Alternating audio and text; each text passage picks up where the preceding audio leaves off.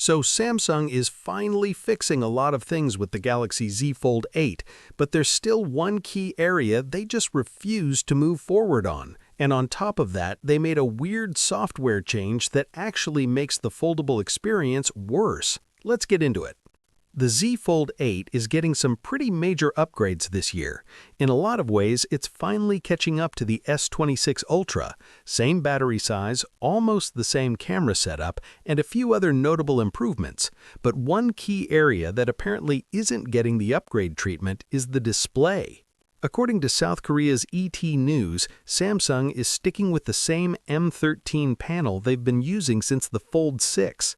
That's surprising, especially since the S26 Ultra already moved to the newer M14 panel.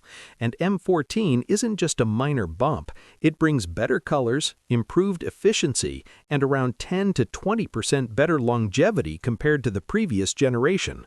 So there are real noticeable benefits here. The report says Samsung might be doing this to keep costs in check. With RAM prices going up and component costs rising in general, they may be trying to avoid pushing the price even higher by reusing older display tech. That explanation makes sense on paper, but let's be honest, this is still a $2,000 phone. At that price, people expect Samsung to stop cutting corners. Sure, the display on the Z Fold 7 already looks great, and most people probably won't even notice the difference between M13 and M14 in day-to-day use, but that's not really the point. At this level, you expect zero compromises. Now, speaking of pricing, Samsung is actually doing something interesting, and not in a good way. They're increasing the prices of their current foldables in their home country, South Korea. In fact, they've already done it. Both the Z Fold 7 and Flip 7 got about a $70 bump if you convert directly. But here's the thing, that increase only applies to the 512GB variants. The base models are still priced the same, so at least the entry point hasn't changed. So why the increase? Well, same story. Rising global component costs, especially memory, along with exchange rate fluctuations. Earlier reports suggested that the Z Fold 8 would stick to the same price, partly because Apple is expected to price its first foldable iPhone around the same $2,000 mark. But based on what we're seeing right now, that might not hold up. The one bit of good news here is that Samsung didn't touch the base storage pricing, so there's still a chance that the Z Fold 8 starts at $2,000 for the base variant. That's probably the best scenario at this point. On the software side, the Z Fold 8 will ship with One UI 9, but weirdly enough, we still haven't gotten One UI 8.5 on their current foldables. I installed the beta on my Z Fold 7, and there are a couple of changes here that honestly don't feel good. First, the quick panel has been shrunk down. Instead of using the full display, it now sits in a more confined section. It's similar to what Samsung has been doing on their tablets for a while, and now it's made its way to foldables. And honestly, it probably has something to do with the Z Fold Wide.